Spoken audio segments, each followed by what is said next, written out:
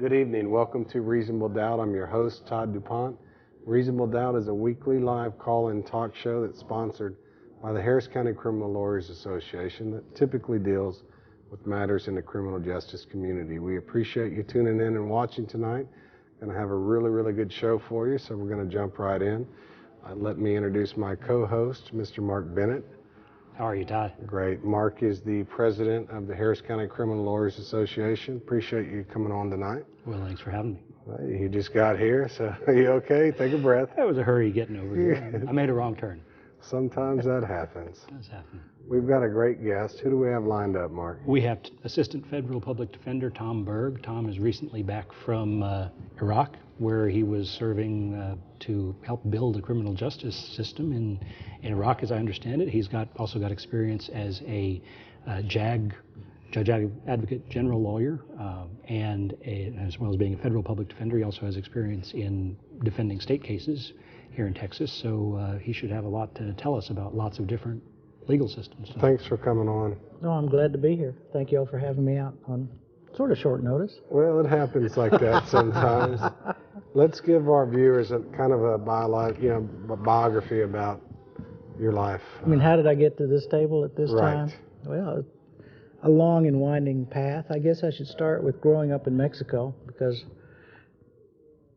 being fluent in Spanish is how I became a federal public defender in the first place back in 1982. It wasn't because I had a great quantity of legal skill as a lawyer, but I spoke Spanish and there was a need for that.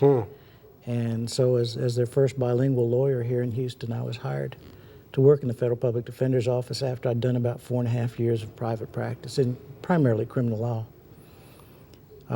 And then my boss, Roland Dahlin, who was a recently retired Army Reserve officer, talked me into joining the reserves because he thought it'd be something interesting for me to do. Right. So you didn't have military experience before becoming a lawyer? Not a bit. I went in completely green and never expected to have the military career that I subsequently have enjoyed. I was a drilling reservist, which meant back in the 1980s, going once a month and eating donuts and reading the Sunday papers. Right. And then 2 weeks of fun and frolic at some installation, doing not too much. And that lasted until Desert Storm, when we had our first real big call-up of reservists, and I was called up. Right. And went on to active duty at Fort Polk, Louisiana with the 5th Infantry Division as a trial counsel. They saw that I had criminal law experience, even though it was on the defense side, so they made me their chief prosecutor. And I prosecuted court-martials for the first time and survived that tour, although we did not go to the desert. We spent most of our time prosecuting our soldiers and never quite got ready to go. At that time, were there, I don't know how to even say that, but are there a lot of court-martials to begin with? I mean, is this something that, is it unique? Is it common? I mean, it's not common, especially now that we've got a volunteer force that is much more disciplined. We had a much larger Army back in 1990. We were just beginning to downsize when Desert Shield and Desert Storm took place, and so we had hundreds of thousands more soldiers than we currently have. right. I guess qualitatively it wasn't as good an Army as the one we've got now, which is pretty much extraordinary. So we had a lot of court-martials. We had a lot at Fort Polk. We had a National Guard brigade that mobilized reluctantly to go to the desert. I guess their expectations when they joined the Louisiana Guard was that it would pay for college, Right. not that they'd actually have to go to war. So there were a lot of problems within that. And Plenty of people I went to school with at that time were in Louisiana. I went to USL in Lafayette. Oh, did you? I know many people that were called to go. Yeah. well, I court-martialed some of them. I suspect you may have. And they may have deserved that. Who well, knows? I'd like to think that everyone I went after did deserve that. And What would be a typical court-martial for someone reluctant to go overseas? I guess the most common prosecution for something like that would be desertion. You desert by shirking hazardous duty. That means you're a no-show when it comes time to deploy, and even if you show up later, if the government can establish that your intention was to avoid the hostile fire, as it were, then that form of shirking is a form of desertion. It's not just an absent without leave type violation. It's I more want serious. to respectfully back up. What is a court-martial? I mean, that's kind of a scary word for folks. What is that? A court-martial is simply a military trial. In our military justice system, since 1951, it is a trial which looks very much like a federal criminal trial. We have a judge, we have a jury if the defendant requests it, not necessarily a 12-man jury, but we have a highly educated military jury of either a mixture of enlisted and officers, if the individual's enlisted and requested, or otherwise officers sitting as a panel to determine guilt or innocence. The military judge sits like a regular judge as a referee, right. As a guardian of what comes in and what doesn't come in terms of evidence. And we have defense counsel guaranteed by law, so there is an established public defender system, and has been for many years in the military, called the Trial Defense Service. And then we have the prosecutor. So it looks very much like a federal criminal trial. But all of these folks are still active duty in terms of the military, or is that their job in the military to be that lawyer? That is their job Okay. in the military. They are given that function. Now, if you make a career in the Judge Advocate General Corps, you will rotate through many different roles because there are many different roles to be had. If you're a really good defense lawyer, they may make you into a prosecutor for a term. Everyone's going to do operational law these days because everybody deploys, so you've got to understand a lot of the tactical and the strategic aspects of mobilizing and deploying and fighting war. So I took you off track. You were involved in Desert Storm. Then where'd you go? What happened? The war ended quickly, and so did that tour on active duty. So by July, I came back to work in the public defender's office. But by then, I'd had a taste of active duty in the military, and I liked it. And I decided I wanted to at least make a reserve career out of my military experiences. My next time on active duty was in Bosnia, and that was in 1999. Right. That was peacekeeping. That was a good mission. I served with 10th Mountain Division in a place called Tuzla, which is in the northern part of Bosnia, and we were part of the stabilization force that really enforced peace. We disarmed the warring parties and kept them from killing each other. What was your job at that point? I had a mixture of jobs. One, I was the chief prosecutor. I was the chief of military justice for the U.S.-led task force. So I was responsible for supervising the younger trial lawyers who would prosecute the cases and help them make the decisions on how they should proceed. So I did training and supervision in criminal justice. I also worked as a claims lawyer. I worked closely with the incipient Bosnian judicial system. I was deployed to an aviation brigade and served as their judge advocate for a period of time, which meant I got to fly a lot. Wow. In their helicopters. Did any number of different things. One day would be different from the next. I spent as much time as I could outside the wire, just seeing what could be seen because it was a good adventure. Mark, do I have a call? Okay, I want to take all calls. Hi, caller. Hello. I have a question. How does one determine the credibility of the evidence when a soldier is ordered to shoot what the soldier believes is an unarmed POW or an unarmed civilian? They disobey the order. So how does the court determine if it was the officer that needs to be court-martialed or if it was the soldier that refused to shoot that should be court-martialed? What kind of evidence do you all look for? Well, what you're talking about is how would that episode be investigated to determine who was responsible for possibly committing a crime? Yes. We have a proceeding that's similar to a grand jury system, but it's called an Article 32 hearing. And a senior officer is appointed as the investigating officer under this particular provision of the Uniform Code of Military Justice. And he conducts a thorough investigation with live witnesses and with the participation of not only the prosecution but the defense, which means lawyers for both sides and the presence of any accused in order to determine whether there's sufficient evidence to go forward with any charges in a court-martial or whether the charges should be changed or whether someone else should be prosecuted in place of this person, that is, for a serious crime, the way it is investigated. After you've got military police or military intelligence doing the initial look at it, then it becomes a more formal court-like proceeding called the Article 32 investigation. Okay, well, there's been real-life cases of this, and of course, the movies are made of it too. And I was wondering if you had any personal experience in that realm, and then how does the judge or the jury feel about that? Does a soldier just immediately presume guilty if they disobeyed an order to shoot somebody, or how does it work? Well, That's a great question. I'm going to hang up and let him answer. Thank you for calling, caller. Appreciate that. actually, you've got a couple of questions mixed in there. One, a soldier is presumed innocent until proven guilty beyond a reasonable doubt. That's the same standard that we have in our civilian trials, and that's been the standard in the military for generations. So there's no gut instinct that because a person is accused that he's guilty. And we also have highly educated and disciplined jurors, our officers who sit as panels. They are not pushovers. So the prosecution can't simply expect them to go with them.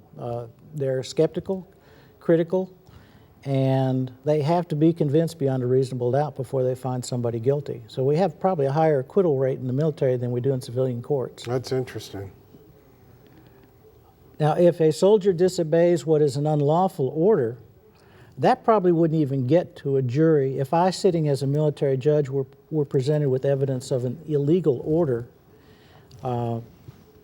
then that case would probably be dismissed after a hearing,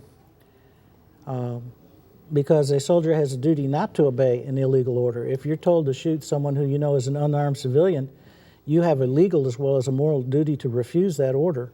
So if you don't do it, then you've done the right thing. If knowing it to be illegal, you do then execute the individual, then you've committed murder. In war, I mean, what's the ground rules? I mean, what are you following at that point? Well, there is what we call the law of war. We've got a number of conventions to which we are signatories, the Geneva Convention. Right. We work very hard to ameliorate the hardship on civilians of combat.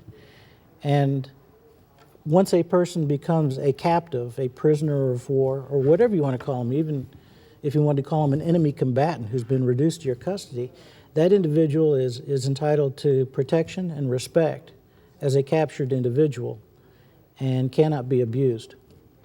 Well, if I was watching the show, the first thing that would come up in my mind is Guantanamo. I mean, immediately would pop up Guantanamo. I mean, do y'all want to jump into that at this point? Well, maybe we should continue Tom's autobiography here, because I think we might get there. Yeah, That's a good I will point, get to Guantanamo, because once I came back from Bosnia in 2000, of course, we had the events of September 11th, 2001, and I was driving out to Brazoria County to do a plea that day, and between the time I left my office in Houston and I got to the courthouse in Angleton, of course, everything was shut down because of the events that took place in New York. Were you not still a public defender then? I was a public defender, but I had a client who had a case in state court, and I was going to help him resolve it. So that's where you were when you heard. So that's where I was when the towers came down, was on the road, and they grounded the crop dusters out in Angleton and everything else, and it was very strange. But I had a pretty strong feeling that my career was about to take another jump, and that turned out to be true, because in November I was called to active duty to work at the Pentagon on the original military commission process. And so I worked in what was then planned to be very much like a court-martial process for enemies who were captured on the battlefield. That was before the administration had made the decision to call them enemy combatants, and we were assuming that we would simply be dealing with prisoners of war and possibly people who had committed war crimes. And no matter where they were found. Well, we expected, at that time we were focused on Afghanistan. Right. Because that's where we had ongoing operations. As that process got more politicized, it was taken away from the military. The administration was concerned that we were too overly preoccupied with the idea of due process. Wow. We wanted to do basically court martials or trials that would not look too different from Nuremberg. Public trials with presumption of innocence, burden of proof on the government. That's what our military justice system is about, and that's what we were expecting to do with the detainees. Was there an idea where that would happen? Would it still be at The Hague, or? We were trying to figure out where that was going to happen. We looked at a number of places, like Tinian, an island in the Pacific. That's where the Enola Gay took off to drop Right. the bomb. We looked at islands in the Indian Ocean. And of course, Secretary Rumsfeld came up with Guantanamo. That was his choice. It's always interesting, the dichotomy with U.S. and Cuba, where you can't even go to Cuba, but we detain people there. It's just interesting. What happened? I got to go to Cuba. I got to go there for 6 months. I was the first Army Staff Judge Advocate because once the decision was made to send people to Cuba, then they stood up a task force to do detention operations. And so I was initially the legal advisor to the general in charge of detention operations. It's important to keep that distinct from intelligence operations because there was a separate task force which was given the responsibility for interrogating detainees and developing actionable intelligence, as they called it, from what they could learn. Now, at least in terms of, Cuba's not a big island, obviously. Did the U.S., in terms of when they go to Guantanamo, do they stay on Guantanamo proper, or do y'all travel off, or how? We don't get to travel off. Guantanamo was taken by the Marines during the Spanish-American War. And in the course of our negotiations with the new Cuban government that we helped establish after that war, we were allowed to keep it as a coaling station, as a fueling station at the tip. It has strategic value and still does. Right. And it was used by the Navy for decades and decades.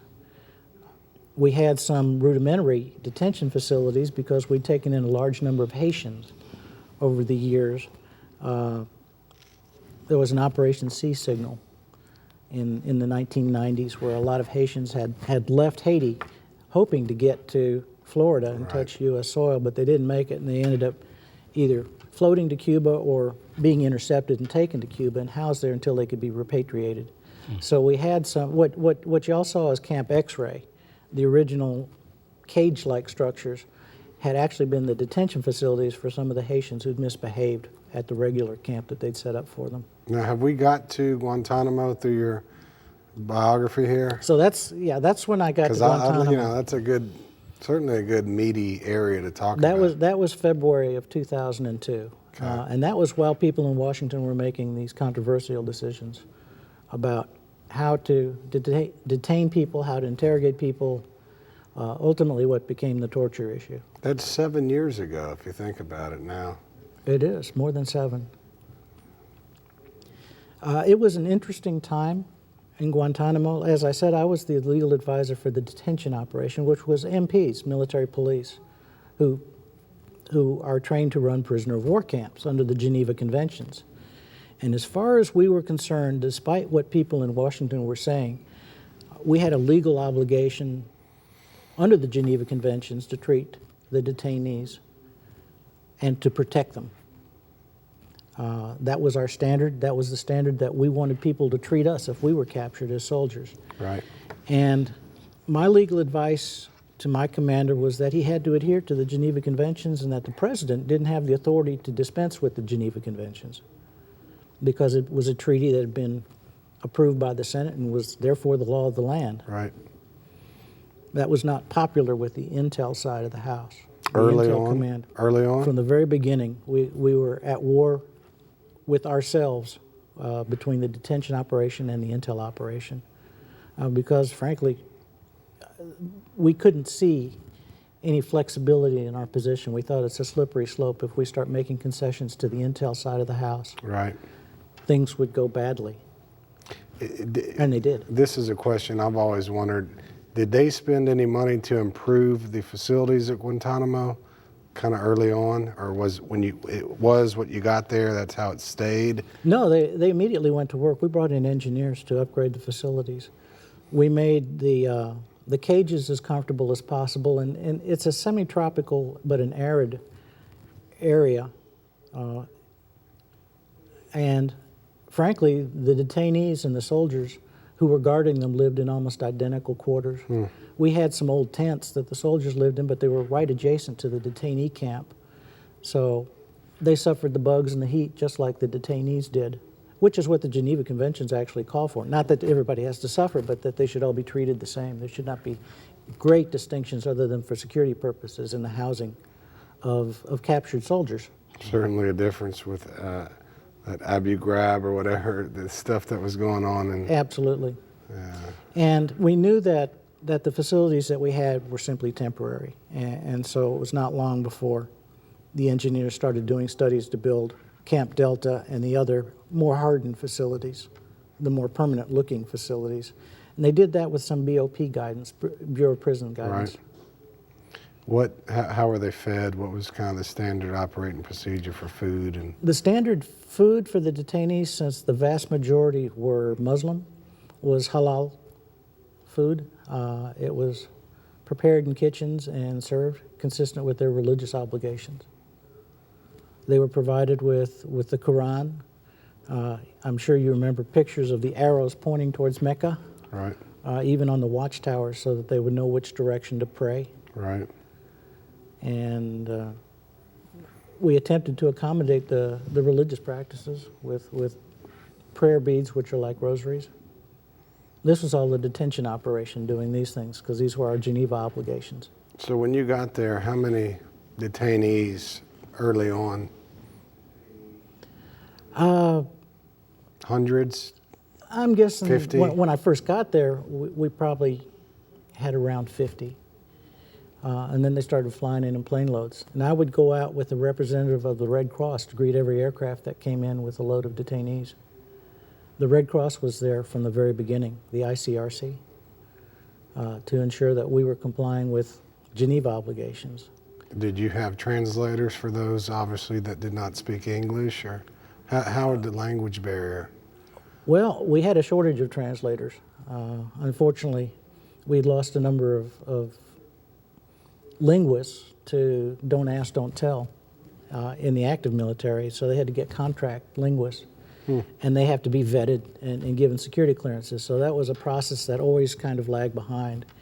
And when our detainee population got bigger, we ended up with 40 or 50 different languages anyway. Wow. So there were real challenges for everyone from that aspect. So at some point, these folks, I guess just watching from the paper, we had to decide, are we going to treat them as enemy combatants? Or are they entitled to due process? Is that the fight that lasted years? I mean, how did that? That was the fight that lasted years, and Wasn't the term enemy combatants just kind of made up out of whole cloth? it was an artificial term made up by the administration. It wasn't one that we acquiesced in the JAG Corps. Because everybody knows how we're supposed to treat prisoners of war, so they can't be prisoners of war because we don't want to treat them that way, right? That was the thinking. So we'll call them something else. So we'll call them something else. Who coined that term? I don't Rumsfeld? I don't know. Obviously, that came from some civilian in the administration. That was not something that the military came up with.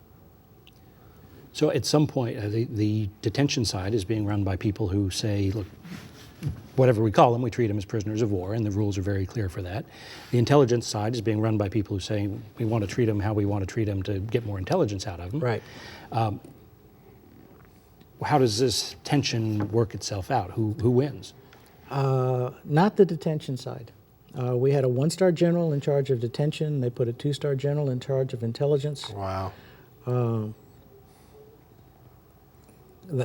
They fought. The lawyers disagreed. We feuded. We spatted constantly. So there were lawyers on the intelligence side as well. There were lawyers on the intelligence side as well. Arguing against treating these people with dignity. Is this something you're doing over a cup of coffee? Is this something you're doing via email copied to Washington? I mean, how are these small battles being waged? Well, of course, we're waging them with each other on the ground, right there in Guantanamo, and then the unresolved problems are sent up through our chain of command to Southern Command, Southcom, in Florida, and from there to the Pentagon. And we couldn't get a lot of clarity from higher up.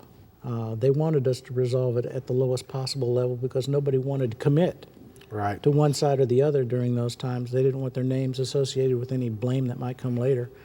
It's easier to point down. It's always easier to point down. And I was a brand new lieutenant colonel, so I was kind of stuck out there.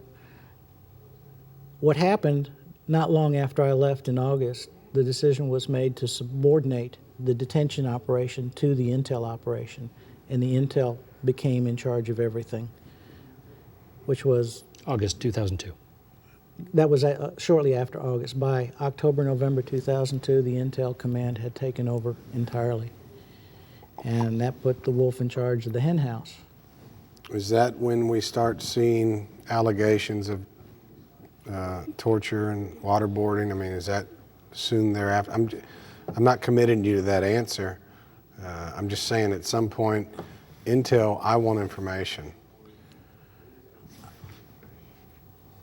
Where do we see that come in? Because it comes into the American lexicon. My awareness of the abuses is limited from the time I was there, in part because people would obviously keep it from me. They knew where I stood. Right. So nothing occurred in my presence. When I'd show up at 2 o'clock in the morning to walk through cells, things would tamp down. And my commander was real good about showing up at odd hours to do inspections. That's one thing that was different from Abu Ghraib. Right. With the general that was in charge there. So we didn't see overt abuse. We suspected it, but we did not see it. Now, the waterboarding, a lot of the things that we've come to learn did not occur at Guantanamo. They occurred at secret sites outside the United States. Right. But everything tends to get associated with Guantanamo It because does. it was so visible. And we had locations all across the world in terms of where we're interviewing people, Right. so to speak. I think we have a call. Hi, caller. Yes. Good evening. Hello. You know, we as Americans are really in deep trouble, and as popular as President Bush, very sorry for making that drastic mistake. As popular as President Obama is, he couldn't go to Europe and get anyone to back him. And I think this is part of the problem because of Bush's and Cheney's cruelty and their greed, which caused it. And if you notice, or if anybody's paying attention to history, bin Laden fought Russia, and when bin Laden ran Russia out of Afghanistan, America didn't pay him. Now America's building schools and things like this. This is a sadistic, and America is being known for its sadistic nature. And you can back that up with slavery. So to think about going against the treaties that America had with not having torture and everything, and then the man that just pressed the button that said we have places all around the world to do this subversive acts. This does not lead to leadership around the world by America. This leads into mass destruction. And if you notice, China made a statement a long time ago that all America crony countries around the world will be in check.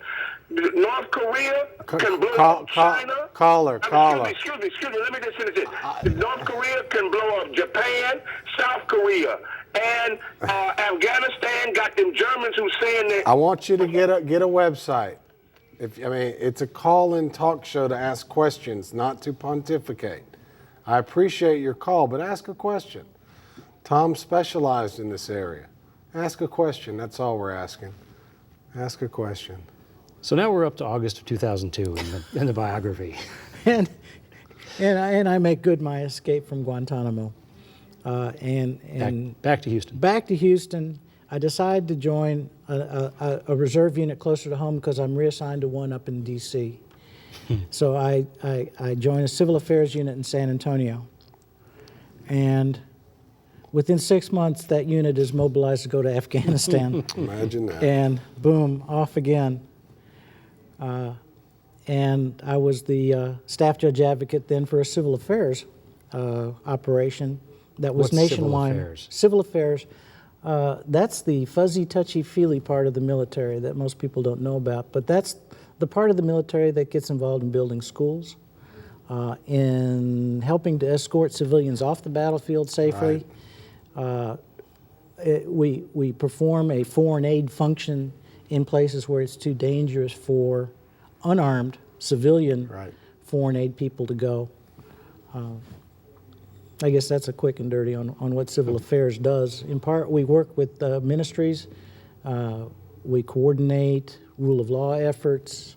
We have within civil affairs experts on agriculture, agronomy, building dams, plumbing, you name it. Where were you stationed in Afghanistan? I was stationed principally at Bagram Air Base, which is north of Kabul, but because of the nature of the work we did, I was all over the country. And how'd you move around? Primarily by helicopter. We did some vehicle travel, and when we traveled, we would not travel in Humvees because everybody knew that there's Americans inside those Humvees and you get shot at. So we would usually travel in little white Toyotas and things. Did they have weapons that could reach you in your helicopters, or is our technology such that you were probably safe traveling that way? Helicopter travel was clearly the safest way to travel. We were always afraid that some of the Stinger missiles that we had sent to Afghanistan during the war with the Russians would get used against us, but I'm not aware that they ever were. What kind of helicopters? Primarily Blackhawks, sometimes Chinooks, the workhorses of the military. Sure. So what happens after Afghanistan? Well, I'm there for about 9 months. We established provisional reconstruction teams, PRTs as they're known, little secure areas where we have military force, but we also bring in civilian aid workers, non-governmental organizations co-locate with us, and the Afghan government co-locates with us in those areas so that we can put the Afghans out in front to give it at least the appearance that it's their operation to bring peace and development to these areas. Well, of course, there's been resistance. What are you Americans doing here? And well, not then. No? In 2003 and 2004, I think we were in a position to wrap things up fairly quickly, except for this enormous sucking sound, which came from Iraq, which just pulled all our resources out of Afghanistan. Civil affairs, on the quick, military, we were just. It was a holding action on the cheap in Afghanistan, and so we didn't close the deal to eliminate the Taliban. Anybody could smell that George W. Bush wanted Saddam. I mean, you could smell that in the air. Well, that was true even in Gitmo. There were interrogators down there whose sole job was to try and find a link between the enemy combatants and Iraq. They were always looking for the Iraqi, who somehow was an emissary of Saddam Hussein. Even though it just made no sense if you know anything about Saddam and Iraqi culture. There simply would not be an alliance or a connection between a secular individual like Saddam and an extremist like the Taliban or Al-Qaeda. Right. So you leave there after 9 months. I come back. And I'm a public defender again, doing all this. Your email always says, stuff. "I will be out of the office for the next 9 months." You know? and that lasted for a good 4 years, and then I was asked to go work in a rule of law operation in Baghdad for a year. I've got a call. Let's see. Hi, caller. Yes, sir. I just wanted to call you before your buddy, I forget his name, calls. I think he called in twice last week.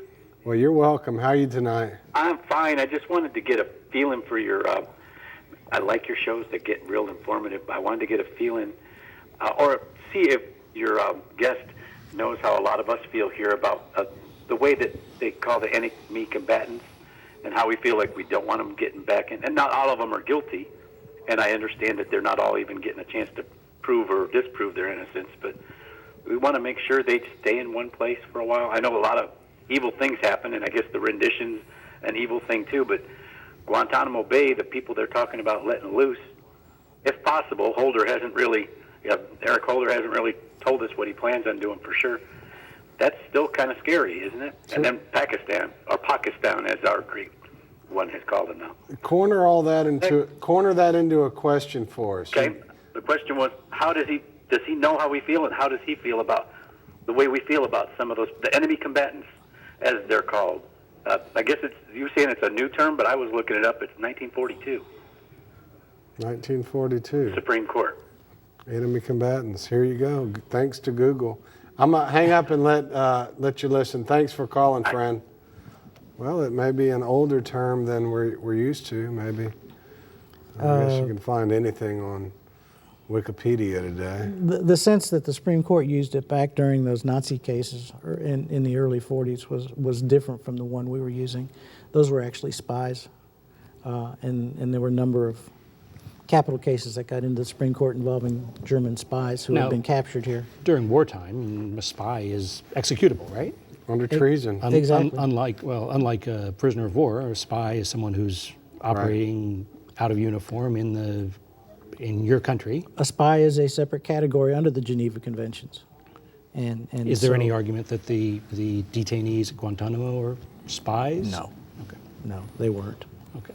So the concern is, and I don't know if this is broader field than you wanted to talk about. If it is, we can talk about it some other time. But the concern is there might very well be some really bad guys in Guantanamo. Right. Well, and how do we keep them from going back and doing bad things to America? obviously I've been in a position to know more about some of the individuals detained down there than most people, and yes, there are some bad people there who ought not to be let loose. At the same time, we've got to prosecute them and convict them using due process, or we face the scorn of the world for not doing what we claimed we would do, not upholding our own principles, and we're capable of doing that.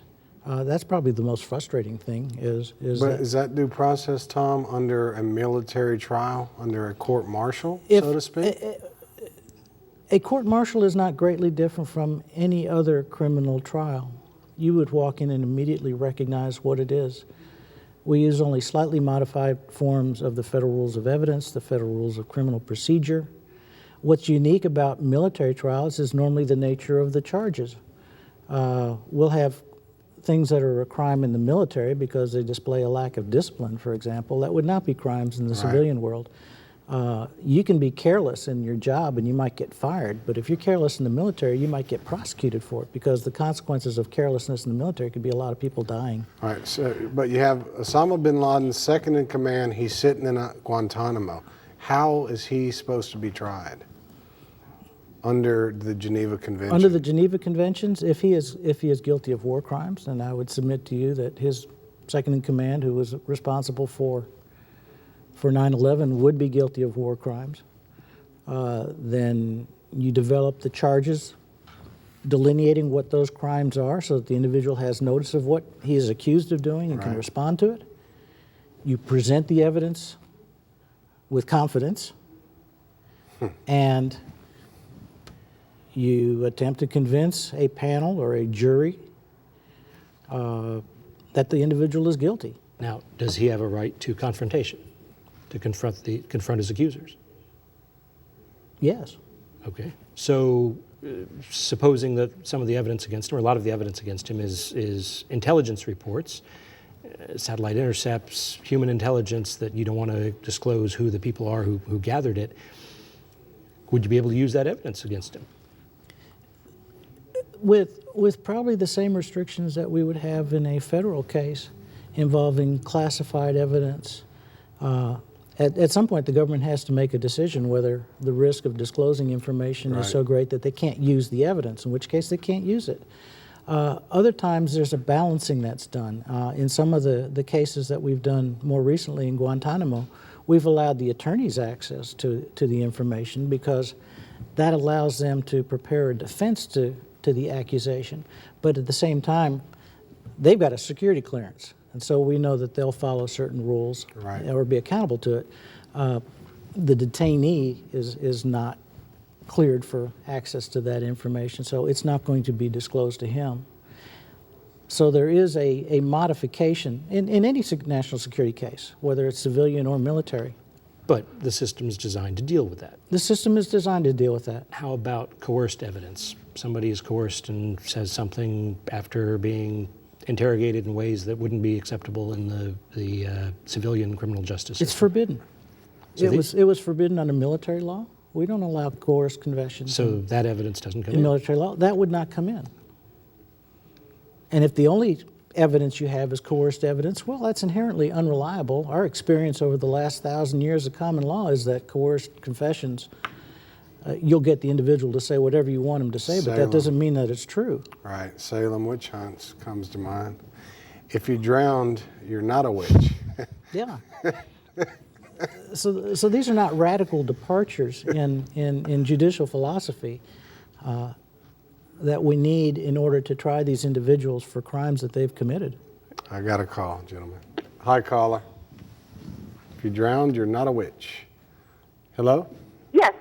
Am I on the air? You are now. Hello there. Yeah, I just wanted to know, in light of some of the controversy that's surrounding the 9/11, all of the anomalies, I was wondering, what does that play into these people in Guantanamo? There was a paper released, I'm referring specifically to a paper that was released by Dr. Stephen Jones, Kevin Ryan, and numerous others. It was released in the Open Journal of Chemistry, Physics, it's Open Chemical Physics Journal, where they found thermite in the World Trade Center dust. And I was wondering, how do you respond to that in reference to these people being held in Guantanamo? Is it possible that these terrorists somehow put explosives in these three buildings, Building 7 and the 2 World Trade Centers?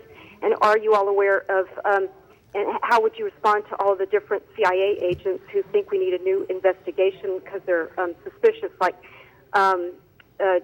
Ray McGovern and Bill Christopherson, and these are just some of the CIA agents who think there's something going wrong. Melvin Goodman, Robert Baer. I'm gonna hang up and try to address your call. Thank you so much for calling, and please call again. Okay.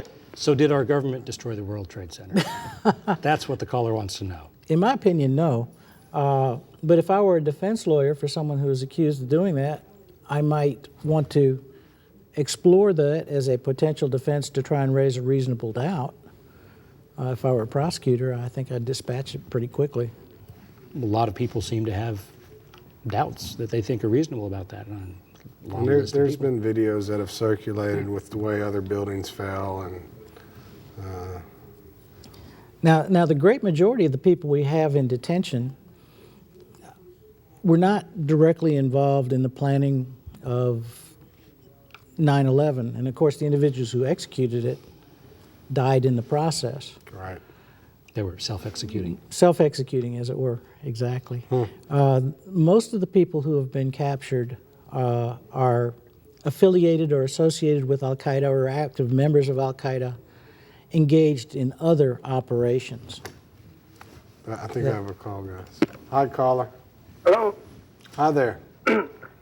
Yes, I'd just like to say, if they have a trial for these guys at that base, I wouldn't want to be on that jury duty. You remember I called last time and told you I like to go on jury duty? I did. Thank you. I wouldn't like to be on that jury duty. I think most people probably agree with you on that one. We always try to encourage But I our need to listeners ask you one question. Why is it that people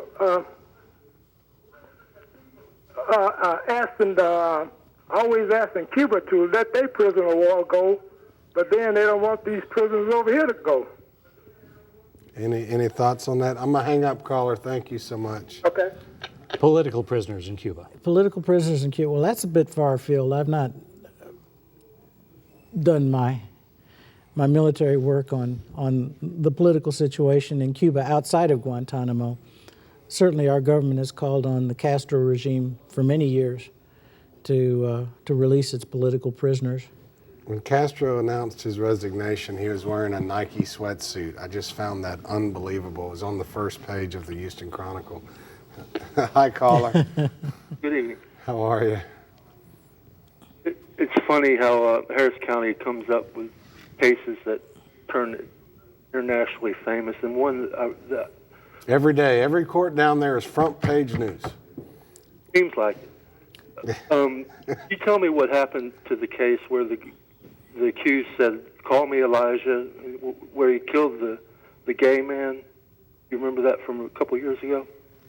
That's not ringing a bell with those facts alone. He allowed himself to be picked up in a gay bar, and the guy was a flight attendant, I believe. And this case seemed to disappear.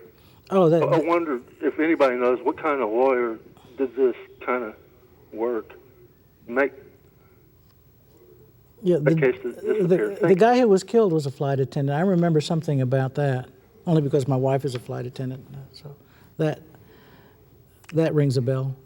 Why do cases disappear generally, like off the radar screen, so to speak? Because, no pun intended to the flight attendant. Because the next big thing comes along, and the reporters aren't interested, don't think that the readers and the viewers are going to be interested in this case anymore. Right. And most publicity in most cases is just a flash in the pan. And we don't have newspaper reporters on a regular courthouse beat anymore. As a practical matter, as you watch the newspaper, the one newspaper left shrink and shrink and shrink. There was a time back when I started practicing law where there were several reporters at each courthouse, and they would cover those stories, and so you'd get more publicity about them. But now we've got Brian Rogers in the state courthouse. We've got Mary Flood in the federal courthouse, and then there was another woman whose name I can't remember who's got the police beat. So, but there's just the one paper, and that's the problem, is that with one paper there's no competition. And Brian has said to me, at least on one occasion, if it's not a lot of blood and gore, we're just not covering it. If it's not really first page of the Metro, it's really not going to be covered. They're not going to bury stories on a second, third page anymore. It's just no room for it. It's probably a sign of our economy and the way that the paper is just downgrading, I suspect. Well, yeah. It's a tough world for the journalism business right now. Can you imagine what their ads cost and they're complaining? I mean, that's another story altogether. Paper and ink are expensive. I guess so. All right, so what's next? Well, let's get me to Iraq, I guess. The reason we brought you on. We got 10 minutes, Mark. Let me see your watch. What do we have left here? We got 12 minutes. 12 minutes. 12 minutes to talk about the rule of law in Iraq. So if you're accused of a crime, we kill you. See you later. I'm just joking. That's the old-fashioned way. That is the popular perception of Islamic law. It's incorrect. Thank you. They've had established law in the Middle East, and particularly in Iraq, in Mesopotamia, for over 1,000 years. The current law that is used is a code that was developed by the French, came through Egyptian scholars, and was implemented in Iraq. It's a European form of criminal justice. It's an inquisitorial as opposed to an adversarial process. But they tend to come up with the right results in finding the truth of it. Is an individual guilty or not guilty of a crime about as well as we do. And that went on. That's terrible. Well, no, I mean, 99% of the time they get it right. We focus on our errors probably more than any other country, but they are a proportionally small number of tragic mistakes. How does it work in practice? How does it work in practice? Somebody's accused of a crime. What happens? Someone's accused of a crime. A complaint is made. The individual is brought to an investigative judge who performs a mixture of magisterial functions and detective functions to question witnesses, to find out if there's enough evidence to refer the case to a panel of 3 judges for a trial. Would we kind of call that like a probable cause court? Do they have contiguous ideas in terms of... They do, but they're more demanding at that level because the case is made or broken before the investigative judge. That's where the evidence is really developed. And his recommendation normally carries great weight with the 3 trial judges who will consider that as well as additional evidence that the parties bring forward. There is the state, which is represented by a lawyer, and there is the accused, also represented by a lawyer in their system. And that's at the first level. That's at the first level and at the second level, at the trial level. Now, their defense lawyers are not active in the way we are. It's, again, this is a European model as opposed to our conventional adversarial model that we developed from the British model. And so they don't really have the concept of the aggressive and pushy criminal defense lawyer the way we do. They stand there. They stand there. They do work hard, but it's not the kind of loud advocacy that we're accustomed to. Now, who's They don't have the subpoenaing culture for it. witnesses, or how are these other witnesses being brought forth to the tribunal? They're brought by you can request that the judge ask for those witnesses. Okay. And the investigative judge will have them brought forward to give their statements. And so there's a hearing, so to speak, at that point. And let's say, I mean, if they say there's nothing there, they go home. Yeah. And then if there's something there, then it's referred to these 3 judges. Then it's referred to the 3 trial judges for a trial. And there's no jury trial at that point? There's no jury trial. It's the 3 judges. And then there are 2 levels of appeal beyond that to review the decisions of the entire process. At the 3-judge level, everybody's still represented, the state and the defense? Yes. And how's that different from that one judge, that magistrate judge, or the first judge that? Well, they call them judges, and they all have a similar path of training because you're diverted in your training into judicial training, much like you are in France, I suppose. And the difference is the process with the investigative judge is more informal. In the cases that I observed, we would sit in the judge's chamber with the accused and witnesses, and he would simply be asking them questions, and then he would dictate to his scribe the statements that he attributed to the individuals as he built the case. all in Arabic, of course. Right. And would that be the record that would be brought and that would be to the next 3? The record, along with his ultimate recommendations and conclusions, that would go to the next level. But the lawyers would have access to that record before it was presented to the judges, and if they wanted to supplement that record with any additional information or witnesses, they could do that. Now, just, was there, we, in the United States, proof beyond a reasonable doubt, was there a standard there on how they would find an accused guilty of a criminal offense? Yes, beyond a reasonable doubt. Same thing? It's the same standard. Presumption of innocence. Presumption of innocence. Now, the questioning of the accused is this different. the way that it's been for a long time in Iraq? It is. The normal criminal justice system was not adversely affected by Saddam's regime. He had his own secret courts for the things that he felt he needed to do, but he really didn't have enemy combatants, so to speak. Yeah, his torture courts and whatnot. Right. And he We had all need plenty them. of them, but but for handling normal judicial functions, minor crimes, divorce, land disputes, the Iraqi judiciary continued to work those without interference from the regime, and they're still there. Their function was disrupted by the war, starting in 2003, because security went to hell. Were there capital crimes in Iraq? Yes. Any notable? I mean, we're kind of used to killing a child, killing multiple people, killing the elderly. I mean, did they have anything? Killing a cow. I mean, anything weird? Well, nothing weird like killing a cow. But yeah, if you commit murder, then you may face a death penalty.